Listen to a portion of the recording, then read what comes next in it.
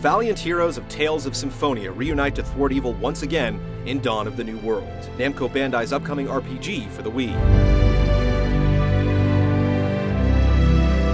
Rather than a true sequel, the follow-up is actually a spin-off to the 2003 GameCube classic, and many familiar faces return.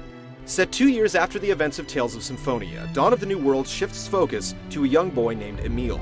Emil's life is turned upside down when he learns the legendary Lloyd Irving was responsible for the death of his parents. After rescuing a young girl named Marta, Emil agrees to accompany her on her journey, as well as fulfill his personal vendetta. Dawn of the New World retains many of the elements found in the original, but there is one major alteration. Instead of crossing a massive 3D overworld, players will now simply point and click on a 2D map to move around.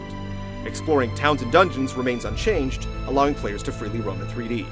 As in previous Tales games, the use of the Sorcerer's Ring comes into play for solving puzzles, and this time around players utilize the Wii Remote. When aiming the device, the character will become immune to enemy assaults for the time being, allowing players to concentrate on the task at hand. The combat system remains intact and unaltered. Battles take place in a 3D arena and are in real time. Players equip various arts to utilize in battle alongside their basic attacks and attempt to perform combos on their opponents. The Unison attack also makes a return and is triggered once the gauge on the bottom of the screen fills up. In another edition, players can capture defeated monsters and utilize them in battle, just like traditional party members. Many of the locations from Tales of Symphonia are still present and nearly identical to the original imaginings. However, as a result of the merging of the two worlds of Silverant and Tethiala at the end of Tales of Symphonia, the climates have radically shifted, resulting in odd scenarios such as a desert town blanketed in snow.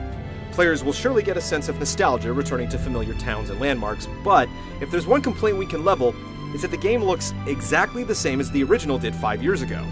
Also, because of the Wii Remote functionality, there's no support for a traditional controller. Dawn of the New World is looking to deliver a solid, semi-sequel that caters to the fanbase, but not much beyond that. We'll see if Namco Bandai can deliver any tweaks before its US release this November.